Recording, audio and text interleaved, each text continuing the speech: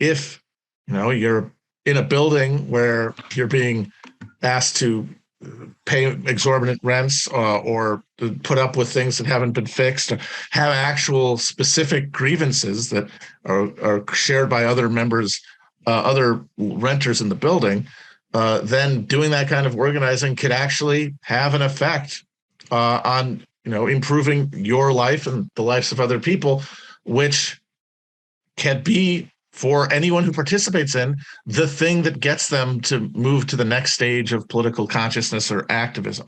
But it's only going to be out of the actual interest generated effort of people who are just trying to survive. I think that's like the key to my thinking about political strategy now, and theory, and all the abstract questions, which are basically all that could be engaged with across at this level, at this level of communication, is that they are largely, the questions that they raise mostly don't come up at the real nitty gritty point of organizing, but there's so little of that the balance gets disrupted. My thinking is that if there is going to be meaningful social mobilization against the crisis we're in, it's going to come not from people taking what they've learned abstractly and applying it to conditions around them. It is going to be people who are coming to politics from the reality of alienation and exploitation, sharing that experience, and then in cooperating, forging new ideas about what to do that are shorn of a lot of the, I think, illusory contradictions that seem to make everything seem impossible right now.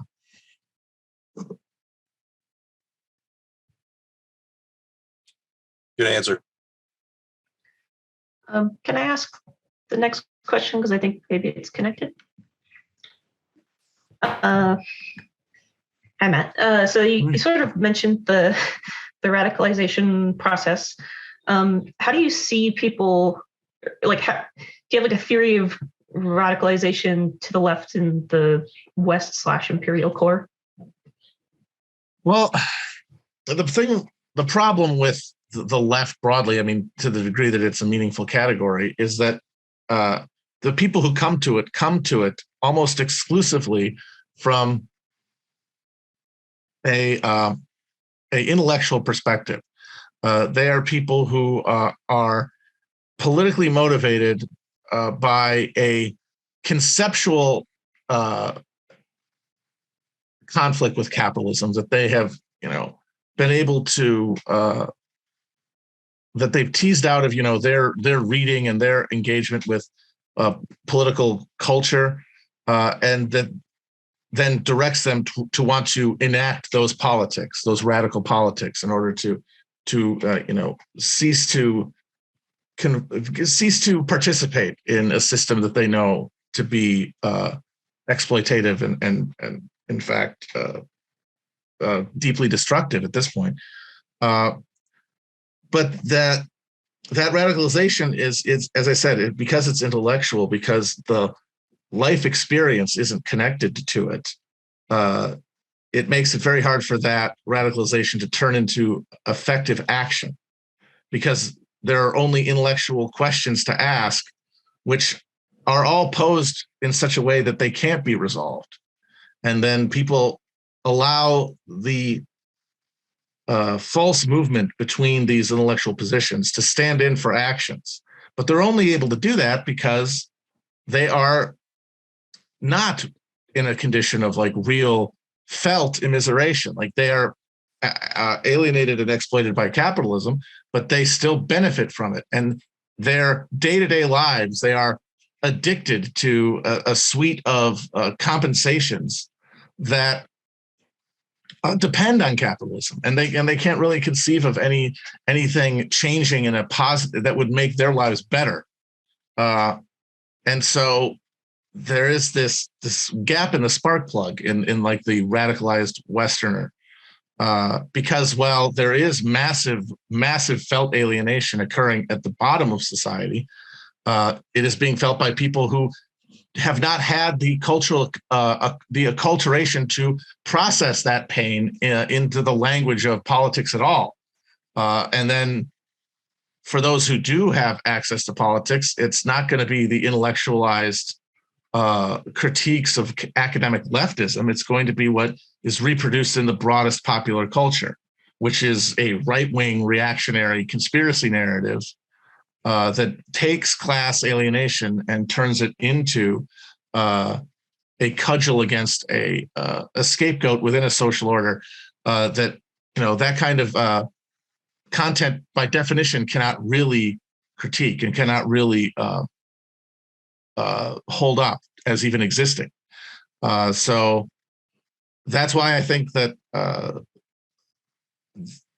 the left to come is going to, by definition, sort of be a Luddite left, because the things that we think of as facilitating our political activities are also the things that paralyze us and prevent us from being able to put will behind action in our real lives, because it's just too goddamn easy to content yourself with trying to define the perfect course of action by addressing all of the theoretical consequences of action. But that sort of thing is a luxury, and necessity cuts through it. And I think necessity is going to be the mother of any left-wing innovation that we might see in the future. So can I ask just like a follow-up then? Is it more that the Western/imperial core immiseration is not sufficient yet to do what you would see as politics, or because I can point to examples of people who came to the left through experiences of like vulnerability. I don't think it's just like Twitter guys who are just like intellectuals. Yeah, no, absolutely. No, there are, but it's the problem is that the connective tissue is so non-existent that when that happens, it is stochastic. It doesn't generate like a center of gravity around people, because like this person is radicalized right from feelings of vulnerability. But where can they put that radicalization? Into interaction with these institutions of the left that are dominated by the people who have the time and the energy to participate in this stuff. And that means that that felt alienation is going to, in the progressive stack, it's going to be way behind the emotional needs of people who are not experiencing capitalism the same way.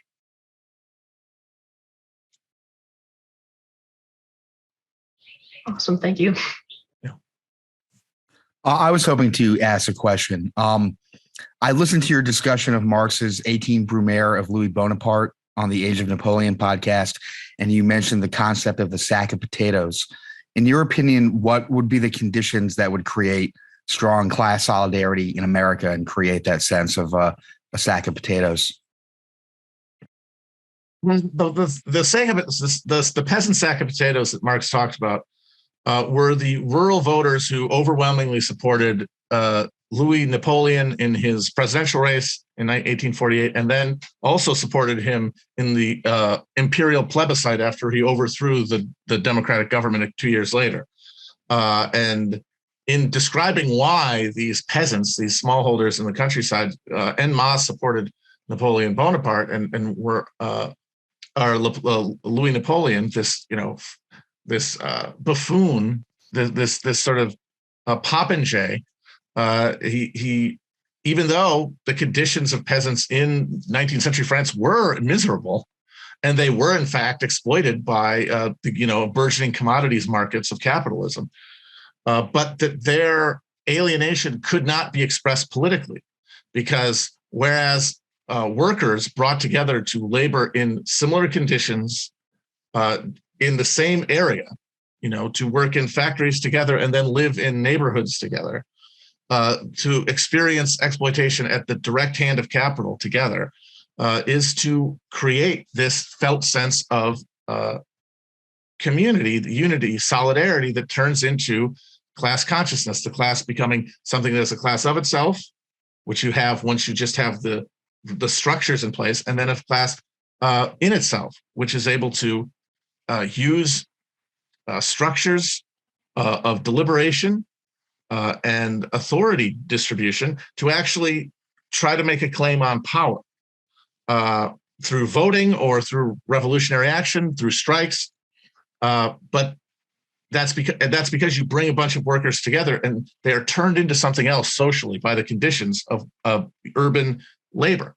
The rural peasantry who lived scattered on lands where they wouldn't even see their neighbors and only interact with them at maybe like pubs on once a week or something, and commanded their own family-based economic structures and only interacted with the market or with the government and politics in the market through selling their surplus. Even though they can all experience immiseration at the hands of the capitalist regime, it will not be translated into that collective recognition because they do not have the sufficient proximity to one another to do so culturally and physically. And so the analogy that Marx uses is, he says, if you get a bunch of potatoes and you put them in a sack, they will never turn into anything else. They will never possess any other characteristics. They will maintain separate sacks or separate potatoes separated in this bag. Even if you bring them together by having them all vote, all you have gotten is these collected potatoes that cannot be turned into anything else. And that he used that to explain why, when they saw the ballot and they see Napoleon, they vote for him. And I've said that, we moved through the 19th century period where the working class really did come into its own in Europe and the United States and then all over the world. And the 20th century was this long battle between this social formation and capital itself, which ended in the defeat of the working class. And part of that is because in, for example, the United States, those social conditions that had generated class consciousness were deliberately dismantled and replaced by new conditions of social life, geographic distribution that broke up those feedback loops of solidarity creation and created a new subjects who were as scattered and isolated as French peasants, but who now had their lives mediated not through the cycles of nature on their farm, but by the cycles of nature as defined by the market, by capitalism. Where they have no means of individual subsistence. They're totally dependent on the market for their complete sustenance, and their understanding of the world around them is completely defined and mediated by a mass consumer media culture that is, of course, owned and operated by capital.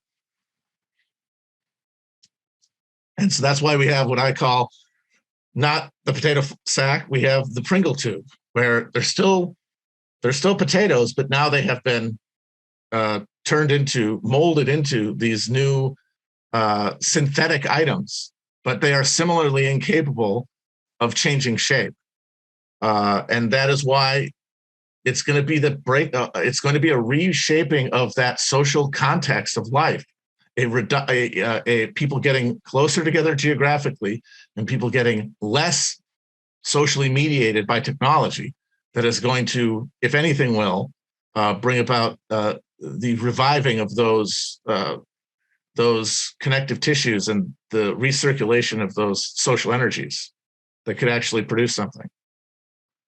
I didn't put the one in, but I did have a question that kind of is a good follow-up to this. Can I ask it, Pat?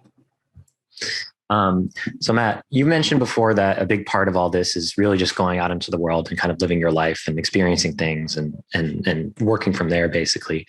And a lot of people, this is going to be a very American-centric discussion, unfortunately, but a lot of people are continuing to live in urban areas. But as I said before, I live in Boston, one of the most segregated cities in the country.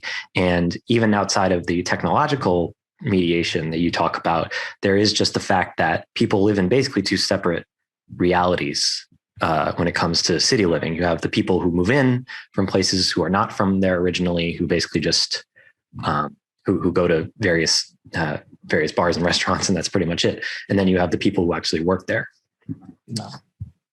So I'm just wondering if there's any future in sort of city level. It seems like that's where the majority of this sort of movement will take place. I'm just curious. Yeah, I mean, it would be among those natives who decide to try to take a stand to stay there rather than take the path of least resistance, which until now has been to leave, to try to find someplace cheaper. And when that shift happens, it comes down to when the cost of giving up, when the cost of going along with the least socially confrontational choice becomes unbearable. When we cannot imagine making the best of it, is when that changes. And I know that sounds like just accelerationism, but I think at this point, if you take for granted and assumed and as read that electoral politics, traditional politics as we understand it, is not up to the task of the moment, of the crisis of the moment, then it flows naturally that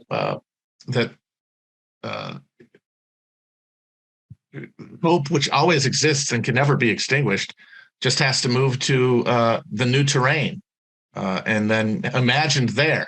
And that instead of trying to moralize it, focus on trying to be up to the moment when your decisions and actions can affect it. Another follow-up to the Louis Brumaire question.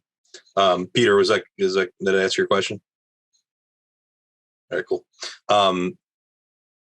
We read the 18th Brumaire in My Two Dads group a while ago.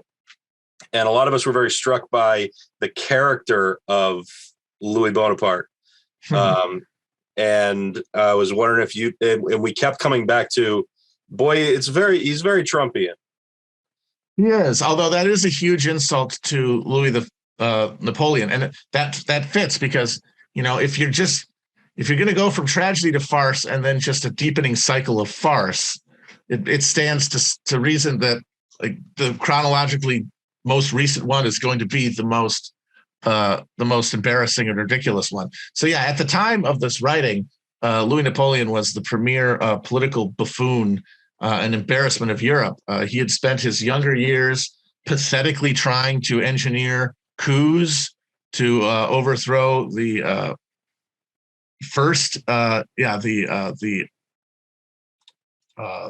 Orleanist regime, I believe, and he just kept getting caught and thrown in jail, and the whole time insisting that France was his birthright and being made fun of by everybody for it. But the time that he'd spent trying to get like mercenaries together and get funding in England, and when he's spending time in jail, he was focusing on learning the craft of statesmanship, like because he had his uncle as this figure above him. He was driven to try to be up to carrying on his name. So he read deeply about politics and economics. Problem was, at the end of the day, he was at room temperature IQ. He was just the name. He was not his uncle. Anything that like motivated him was just this chimerical association with somebody who he was absolutely not a piece of the block from. And in contrast, Trump has never thought about politics for a moment, never cared about it for any reason other than its reflection of his ego. And like he also has his father as this gray eminence sort of forcing him forward. But, his dad wasn't Napoleon. His dad is a 2-bit real estate scumbag in fucking New York. So it's not quite the same ambition engine. Instead of trying to remake the world, he's just trying to be famous, which is like the pathetic copy of the copy of the copy of that will to power that is, thwarted by modernity as time goes on. But yeah, like it is a sign that your democracy machine broke, even in its, even at the job of conveying legitimacy to a class rule, when you've got guys like this able to take power. There's also another contrast is Louis actually successfully did a coup. Yeah, that's true. He did it. Yeah, they were begging for it at that point. And as Marx says, that boils down to the lack of unity among the ruling class of France. You had these distinct interest blocks organized around political tendencies. They had no ability to work together, and so they were essentially blessed to have Louis Napoleon step in and handle it for them. And we're in a different situation now. I think we have a similar conflict. Like in France, it was between the finance capital, which was Orleanist landed gentry who were legitimists, and then like the civil service and the merchant class who were Bonapartists. And we now have, of course, the gentry capital versus finance capital. They have a similar inability to accept the mediating institutions. And certainly the gentry American capital has, and if it's asymmetrical though. And that, I think, is the thing pulling against a coup in our case, because the finance capital has no interest in heightening these contradictions to the point of crisis. They're very happy to maintain these structures, which have enduring legitimacy. Part of the reason that Louis Napoleon was able to pull off the coup is that the Republic was like a year old. He was there at its birth, and so he was very easily able to transfer and roll over legitimacy to governing mediating institutions as opposed to a monarchy, and then turning that into himself. Whereas here we've got a strong 200-year tradition of constitutional governance, which has a huge value add in keeping people at their desks, and which there is on one side of the equation absolutely zero interest in seeing abrogated. So that's why Trump just can't get there yet. We'll see, though. I had a question about class. I was listening to an interview with Varn, with a guy talking about the lumpen proletariat and how it's not very clear with what Marx talks about. And they spent an hour and a half talking about it. And it just made me think, like, because people talk like, oh yeah, who is the working class isn't clear in America because salary, hourly, renter, homeowner, right, gig worker. So I was wondering, how do you make sense of American class in 2022? Yeah, I think that this is true with a lot of things. A lot of our confusion comes from trying to see two aspects of a thing at the same time and try to represent them simultaneously. It's very difficult. You can only use words, have to be lined up in a row. You can't do three-dimensional communication linguistically. So we end up, when trying to talk about ideas like class, emphasizing one side or the other. And like class is a reality. Class is the reality of your life conditions being determined by your material relationship to capital. That is a real thing. It is what in my opinion, it is the thing that actually perpetuates like racial discrimination in this country. Like real racial difference in this country is generated by a class relationship. But there is also class as a cultural concept. And I think in that case, the assumptions undergirding the way that we talk about class, saying like, because of the material reality of class, it has a corresponding like political reality. I think that that's not true anymore for the reasons I pointed out, like that we've been turned into these Pringles, that we've mediated our lives sufficiently that we don't, even though we are still exploited by capital and conscious of it, we're alienated. Nobody likes the system, but what they mean by that is not organized by participation in a labor movement or in a political project. It's mediated by just the culture they interact with, which is defined by geography and demographic stuff, the identity categories. And so the reality is class is this repressed identity node that can only be expressed through things that aren't class. Like the culture that we're all interacting with will let us talk about our alienation, but only away from the point of class, only along the axis of identity. Because class is part of identity, but it is distinct from those other things because of its material connection, which is why it's the thing that can't be spoken of. which is why it's the thing that a culture that does not have institutions of the working class to determine content like you used to have, when it's all just working, it's all just bourgeois and the children of bourgeois working out their neuroses, then that's the only way you can express your feelings of alienation. So we have class more real than ever. Like class is there, class is determining us, but class as a organizing category is gone. And that's why if it's coming back, it's going to come back orthogonally to culture and media, come from actual grassroots struggle, because it cannot be spoken through the culture. The culture denies its reality at every point. It sublimates it into a different narrative. And you can come into that thinking that you know better, but your actions, like what you decide to talk about to your friends, what you decide to engage with emotionally, is going to be determined not by like the real class conflict organizing social society, but by its fantasy political pantomime version.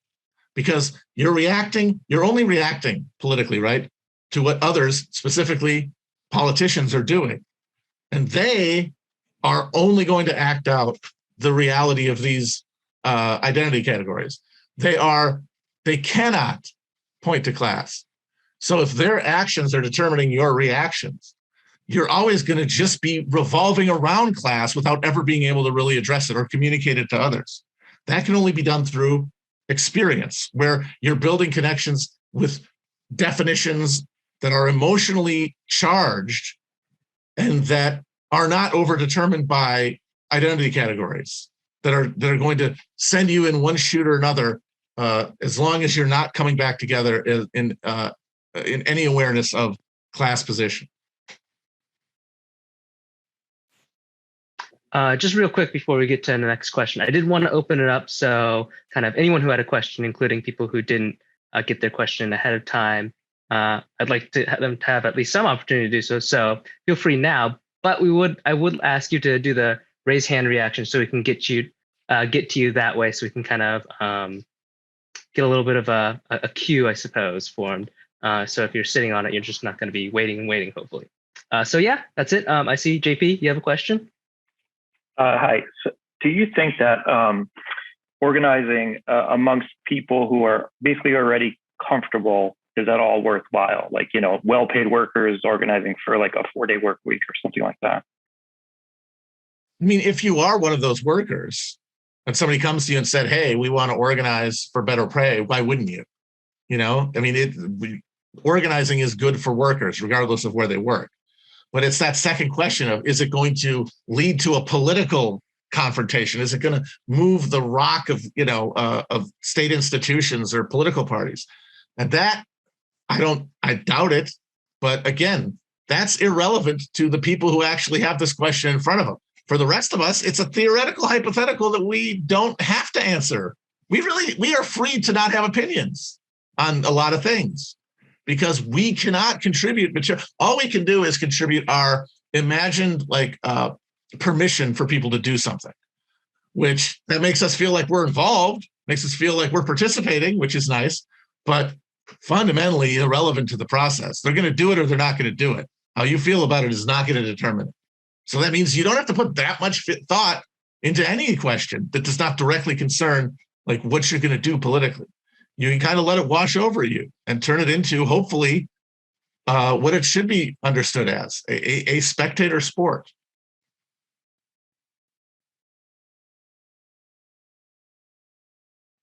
Jory, did you want to go? Sure, yeah, I'll shoot my shot. Yeah, I have a couple questions, but I'll just try and narrow it down to one that I really want to ask, and I'll kind of combine two. One would be, I want to ask you, what would be your grill pill? What's the thing that keeps you offline and keeps you on the beam? And then the second thing I would ask is, what sort of, political action or activism or praxis that you do in your community that kind of keeps you on your head on straight? And I hope that makes sense. I mean, it is. I mean, I'm not going to say, woe is me. I'm incredibly fucking lucky, one of the luckiest people on earth. But like, part of the reality of living as I do is that I don't really have that many points of friction, and that many community contacts. I mean, I can create them, but I'm going to be coming from outside. So like that thing I'm talking about, that necessity is hard to come by. So, as an inveterate, lazy piece of shit, it's very easy to find other things to, pretend matter. So my grill pill is probably working on the podcast project with Chris Wade that's coming after Hell of Presidents about the crisis of the 17th century. Like that's me like doing like real research, real reading, writing stuff down. This is going to be mostly scripted, which is a first for me, I know. So, that is like the project that I kind of do to feel like I'm, doing something that is rewarding in itself. As for stuff in the community right now, not that much. I'm helping out with the Hugo Soto Martinez city council race here in LA. Because I'm incredibly pessimistic about electoralism, as I've said. I mean, forgetting that's even a bad way to put it. Like just elections, like it's all. It doesn't matter if you believe in it or not. It's a reality, and our powerlessness is a reality. But if there are places to actually build community capacity that can like actually bring together struggles between discrete groups, like tenants in a building and people at a Amazon recruitment or Amazon fulfillment center or civic, like janitors at City Hall, is municipal governance. Like that's the actual state institution, theoretically democratically accountable state institution that actually can sort of bring those wires together and like connect those fuses. So, and I have a friend who's like managing the campaign, and so I'm helping out with those guys with fundraisers and door knocking and such. So that's it for now. But, as I said, it's all about keeping the head on a swivel. So the thing I sort of use to center myself is the knowledge that, nothing is permanent. And so there's no point in trying to rush anything because it's going to change eventually, whether you want it to or not.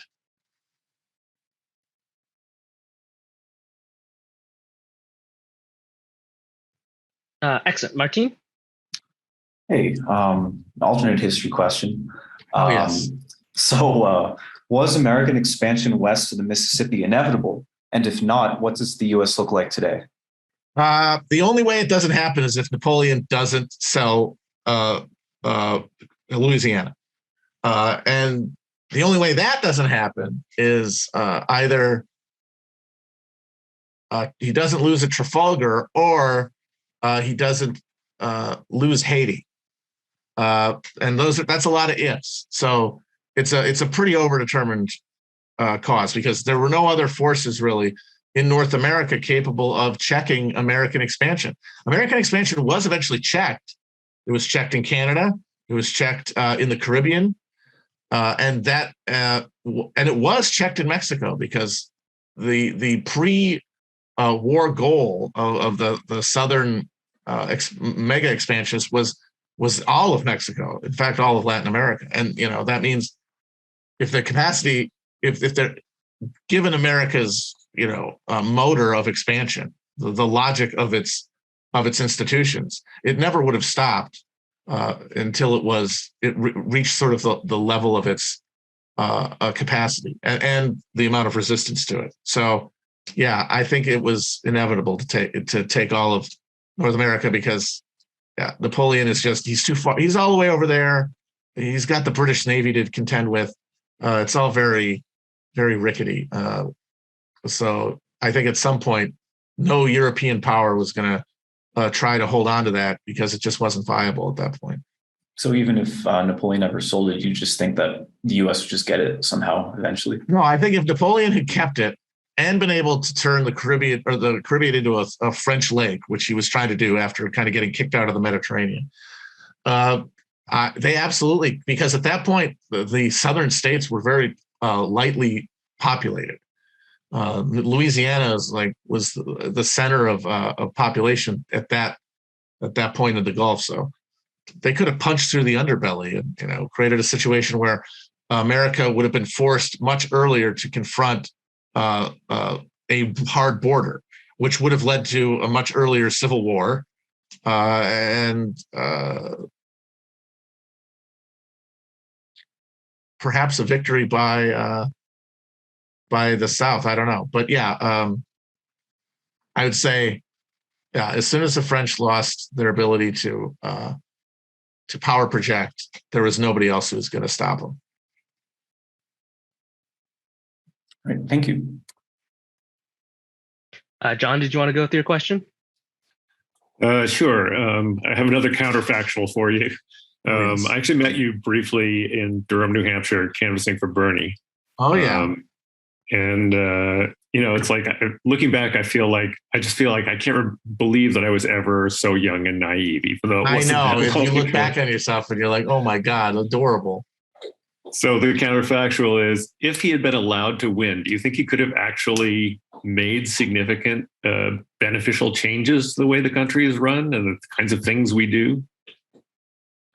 Realistically, I don't think that he would have been able to reform, like do the non-reformist reforms.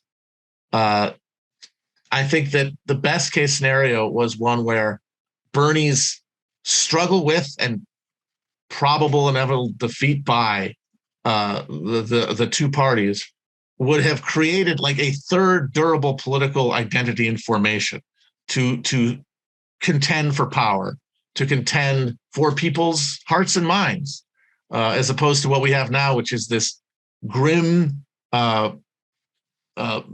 breakdown of the middle class psyche between the reactionaries and liberals, where you have to pick one or the other. And both, I mean, the problem is that like the reputed social views of the liberals are also the social views of like the left, because leftism is a product of the liberal self, the creation of like liberalism as a lived reality. Like it's not avoidable, but it's sort of accidental. The liberals have far gone beyond their historical role, and they're now just squatting on our brains. And so their version of like the liberatory social politics of the left is totally cynical and not believed by anyone, including the people who claim it, because what they really believe in is the same sadism that the conservatives do, only a different target. They want to see the pain of the people that they see in the mirror, as opposed to conservatives who want to see, someone who looks like the other. And we're stuck with those as like the only categories to respond to the crisis, because the third one came into some sort of shape, but was because it couldn't attach to real positions of power and dictate those events like I was talking about. It's dissipating. But people who had those experiences are now going to take them into their day-to-day lives, where those experiences are going to help build these new lattice works and new connections, because nothing is lost.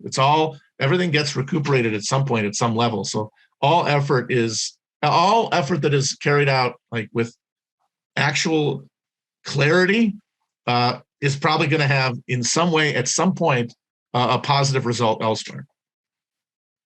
Yeah, that's why I totally agree with you. Following that election, turning toward the local politics and municipal politics is really where it's at this point, as far as I'm concerned. Absolutely. Which is why when I see people who want to argue about AOC and whether she's a good person or bad person, it's just like, what difference? How could it has no, she can't do anything if she wanted to. So what difference does it make if she wants to or not?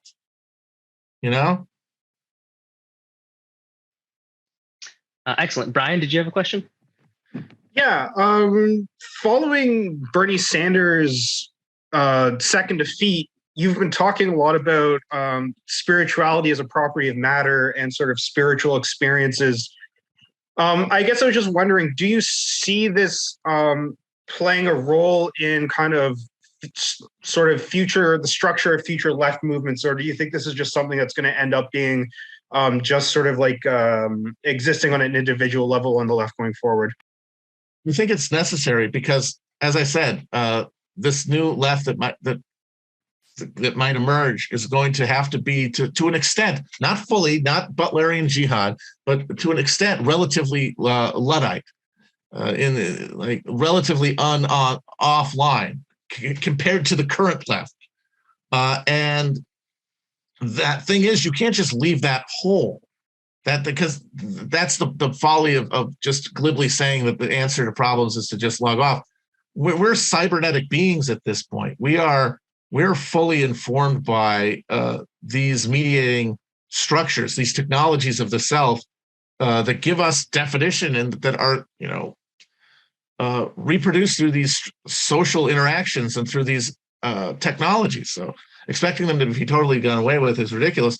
And expecting people to just live with the hole that their departure would leave is also ridiculous. And I think that spirituality, as broadly defined as you want, that is an attempt to socially affirm a transcendental property, socially affirm the unity of matter, as opposed to the material world as we are basically forced to process it as just a pure material thing, that we're just one more thing within. That is true, but at the very same time, it's true that there's a complete unity of those things. And I think spirituality is our attempt to socially affirm that thing that can't be seen. And that creating praxis out of struggle is going to involve creating norms of behavior, expectations, directives towards action that are not going to be adjudicated in the General Assembly, are not going to be voted on or sent to a subcommittee. They're going to just be understood at the social level because they're reaffirmed not by logic and not by debate, but by rite, by ritual.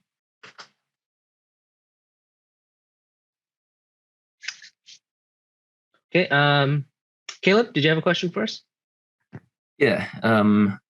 So I was wondering if you have any thoughts about building international solidarity and supporting left-wing movements in other countries. Specifically, does that come after we have a big, strong national party, or is it worth putting effort in that direction and more informally on a smaller scale? And once again, it depends on what you think you're doing. Having no illusions about what you're getting into. Like I said, if you're organizing tenants, you should know that maybe you're going to get the heater fixed. Maybe you're going to get some asbestos removed. Maybe you're going to get a rent strike, but you're not going to overthrow capitalism. And then take those stakes into it, as opposed to putting the greater stakes on it, something that just can't handle it. Similarly, what is your involvement in international leftist solidarity? How much does it actually contribute to those projects? If you think posting online in support of all of actual existing socialist regimes and providing critical posting support, if you're putting energy into that, thinking you're doing anything, that is wasted effort. And that's you convincing yourselves to extinguish your flame meaninglessly. Your opinion on actual existing socialist regimes or left-wing movements within any country in the world is totally irrelevant to their struggles. It will not determine their struggles. Your social media engagement on it will also not do that. But I mean, if you're going there, if you're participating directly, then I can't tell you that that's not meaningful. You have to. But I can only speak to the level that I see people participate in, and that tend to be talking about when they ask this question. And that I say, no, it doesn't matter. Once again, you can take some brain power away from worrying about having the right line on these countries and these movements. Jim, you messaged me a while back that you may have a question. Did you want to get that in? I wanted to make sure you had time before. Yeah. Hi, Matt. Thanks for taking the time. I also have a counterfactual hinge point related question. Do you subscribe to the, Harry Turtledove idea that, if the Lost Orders had never been lost, Robert E. Lee could have smashed McClellan in the North, and maybe the European powers would have actually recognized the South? Or do you think the North's numbers made it unlikely they'd ever bet on that side of the dice? I mean, honestly, I feel like the factor of European statecraft that stood the biggest hurdle, that was the largest obstacle to European recognition of the Confederacy, was the English working class. The English working class, which was at that very moment like struggling for suffrage in a real way, and like trying and making mass democracy for the first time a possibility in England, was universally opposed to the Confederacy and staged massive protests and demonstrations against it, and made very clear that if the Palmerston government recognized the Confederacy, that it would lead to confrontation that they probably didn't want. They didn't want that smoke, as it were. So you got to keep that in mind. But even with that, though, a smashing Confederate victory in Maryland might very well have changed the calculus. But once again, very, very low on the likelihood scale. I don't think that the orders necessarily were that decisive. But if there was a chance, I agree with Turtledove that was it. There's no other time you can really point to during the Civil War where you could realistically see things going the other. Even Gettysburg, I don't think that's too late by then. But yeah, that is definitely the moment when the barrier between universes gets thinnest. Okay, Evan, did you have a question? Hey, can you hear me? Yeah. How's it going, Matt? Good. How are you doing? I'm pretty good. So my question is, it seems like it's a recurring theme in your analysis and in leftism in general. I don't want to say a feeling of despair, but it feels kind of hopeless. There's not really like a good prescription for anything. So I apologize for the kind of edgy question, but if the left is so powerless and we're really like grasping at straws for figuring out how to, like, where to go from here, why would somebody put their energy into leftism instead of some other kind of projects that has a better chance of actually changing the world or doing something? Well, see, now there's the thing. I don't think there is anything else. I think you see where those other projects are going. You see, like, I would say that one of the most important political currents in this country that isn't really understood as a political current the way it should be is the Joe Rogan stream, I would call it. The Joe Rogan constituency. And that is not, I don't think that people say, oh, you're just talking about the right wing. It's really not. There are people who probably over time are going to become more right wing as conditions worsen and as their political participation becomes more and more made mandatory by the complete overwhelming of culture by politics. They are the last yeoman, the last would-be yeoman. They're the ones who are trying to seek escape from the clutches of proletarianization and immiseration. They have rejected, and in most cases never even considered, the logic of collective striving against it, because they've grown up in America in the late 20th and early 21st century. They have seen no reason to believe politics works. They have not been acculturated to the fantasies that people like us were. So when they see the jaws coming in, their instinct is reasonably to figure out a way to stave themselves. And the way to do that is to cultivate martial abilities, skills, and to detach oneself from the wage relationship. That's why cryptocurrency is such a crucial component of this identity. It's because that was the dream of escaping. I can't live off the land. We sold all of our we sold off our heritage of pioneer self-sufficiency for free refills. But I still have this machine gun that stands in for that lost freedom. And also I can make money in the metaverse to avoid having to be fully proletarianized. And like, that's a real force in politics that a lot of people want to say is just the right wing and is going to eventually be completely right wing. But right now is sort of floating alongside the other two main political currents, which are people who don't want to escape anything, the middle and upper middle classes of the left and right, who have no problem with the wage relationship because it's done them well, and their politics are defined by just finding this, destroying the other in the hope that it will fix this thing, which can't be fixed. So I guess what I want to understand is, like, do you think nobody has any hope of kind of dramatically influencing the course of events now? If that's the case, why do anything? Or if there are people that do, why not, like, put your efforts with those groups and try to pull them in a better direction? Because it doesn't seem like the left has a lot of power right now. No, it doesn't. But there is no, the Republican Party is the only alternative. Yeah, that's right? what I was because kind of leading the to. Democrats, we know where they end up. But the Republicans, it's the exact same dynamic. Any energy from below gets co-opted and directed in the channels that deny class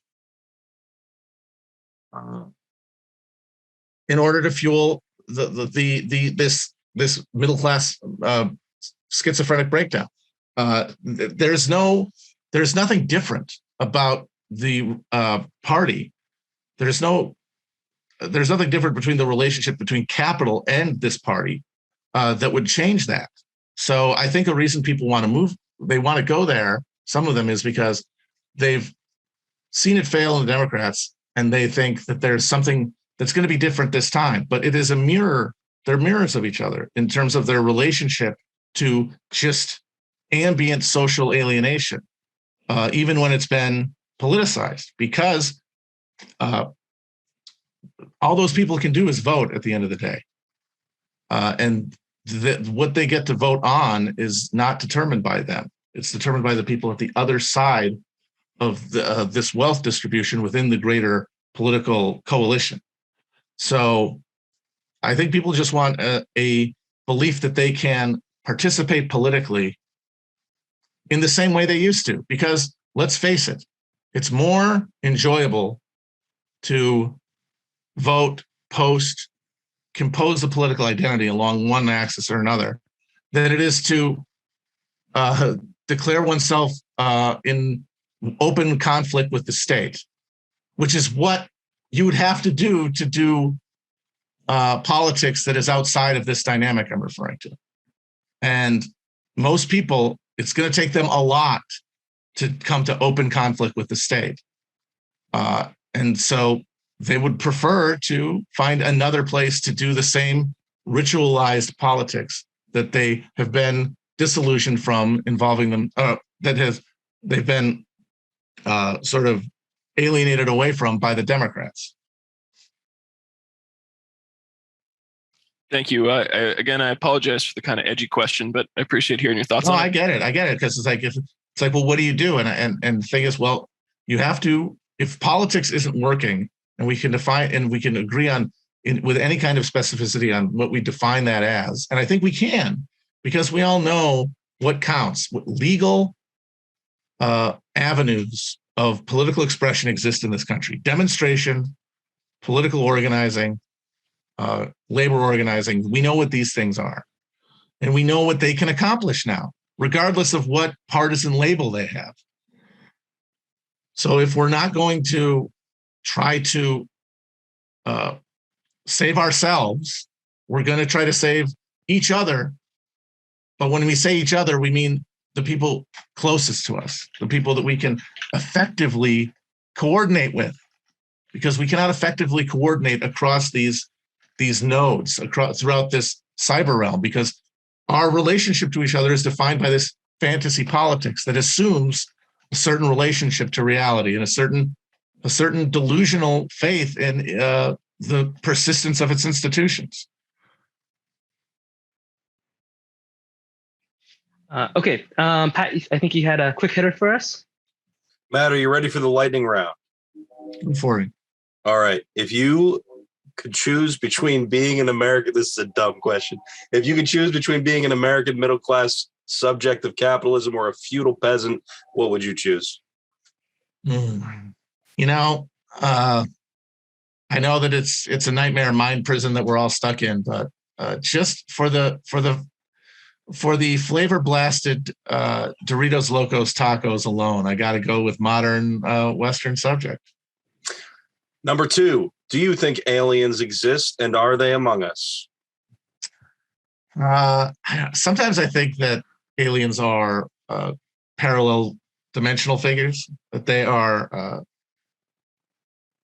that they're coexisting with us, like in the same space that we just can't perceive, and then are sometimes, because of technology or just natural fluctuation, we are allowed to see.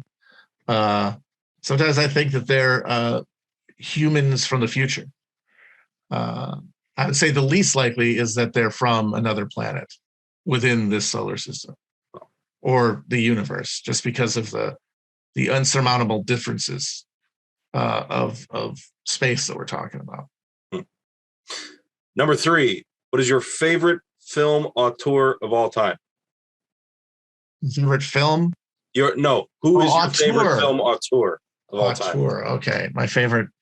Well, I know we have to say that the auteur theory is bunk, but I would say, honestly, I mean, in terms of the scale of their talent, if we want to really get, world historical with it, which is what I like to do, it's hard not to argue for James Cameron, as we've discussed at length, because of his absolutely insane will to power and his ability to marshal resources and people towards bending the world to his whim, but being fueled seemingly this whole time by this like lunatic pantheism.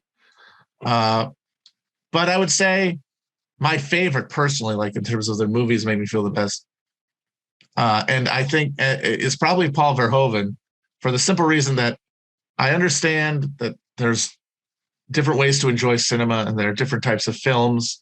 And I do appreciate avant-garde and fancy cinema. But at the end of the day, I really do think that the sheer reality of the capital intensiveness of cinema sort of makes it a popular art form in a sense, and that makes me most appreciative of people who are able to really work and like show a vision through the constraints of like popular expectations. And so like my favorite would probably be Paul Verhoeven. Making me feel very pretentious, but that's great. Those are my questions. No, I mean, I mean, at the end of the day, it's just, I'm a movie, when it comes to cinema, I'm a fast food guy.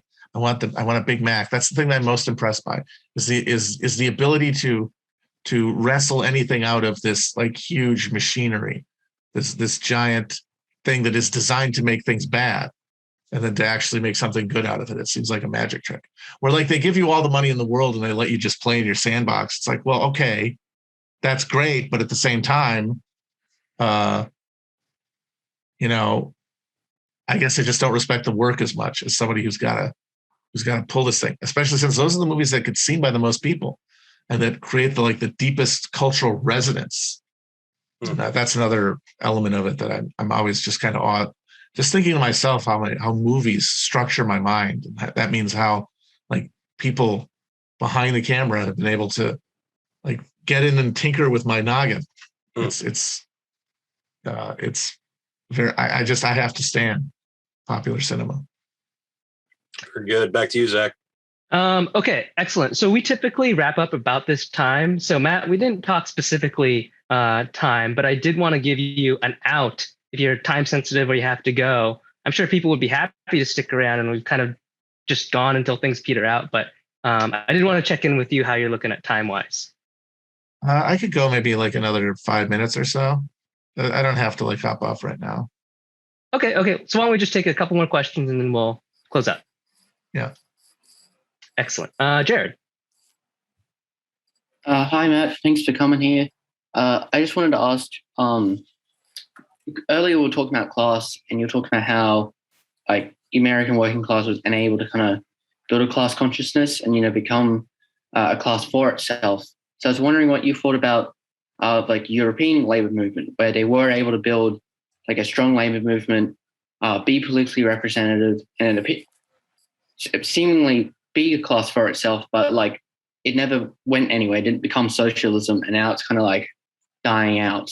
And why do you think that happened? How did they get consciousness but still fail? I mean, it's a similar process to what happens here, where even though you don't have like the dramatic atomization, geographical atomization you have in the United States, you still have after World War II, which is the climax of the class war of the late 19th, early the first half of the 20th century.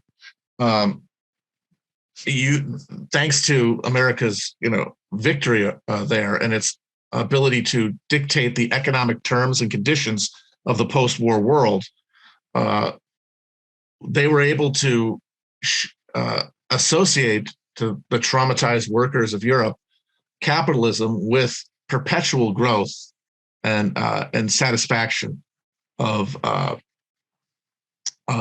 any kind of alienation that might have emerged. Of course, while they were doing that, they were reaffirming a informal empire in the rest of the world to ensure the necessary inputs to keep this funnel going into Europe, and that kind of prolonged experience has the effect of detaching working class interest from the greater project of confronting capitalism, for the simple reason that it has given them fewer reasons to want to confront it, and other elements of their identity, which are it's a collage of things. It's not just class. Start to take more emphasis and start to organize their self-conception and their political identity. And then, of course, when you have the crisis happen in the 70s, where the money spigot essentially goes off in the United States, and these ripples of pain crack through the entire global economic system, those parties that had emerged, those working class labor parties, which had by that point been turned into bureaucracies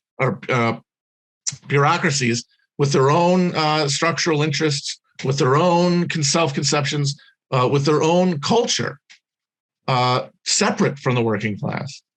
At that, when it came time to redefine the terms of capitalism, it was the working class whose interests were sacrificed, because even though you had labor parties in the room when these crises were occurring, you didn't have any actual workers.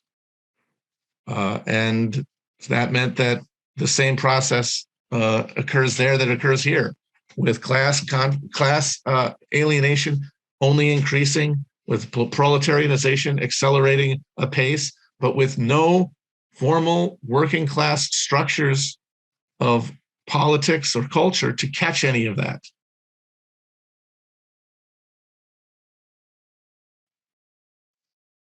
Excellent. Jory, did you have a question? Yeah, this will be a quick and easy one, Matt. So I was just kind of thinking, you read a lot throughout your life, big fan of reading. And I was just curious, if you had like a Matt Christman thought course, what would be the formulative textbooks that you would recommend for people to read to get inside your brain, I guess? That's interesting. I would say the collected works of George Saunders would be a good start. Maybe not the shorts, maybe not the nonfiction book, but all the short story collections and Lincoln at the Bardo. I feel like he was processing the same sense of total like disintegration of the self, like as the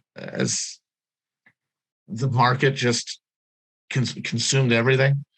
So I'd say that's a good place to start.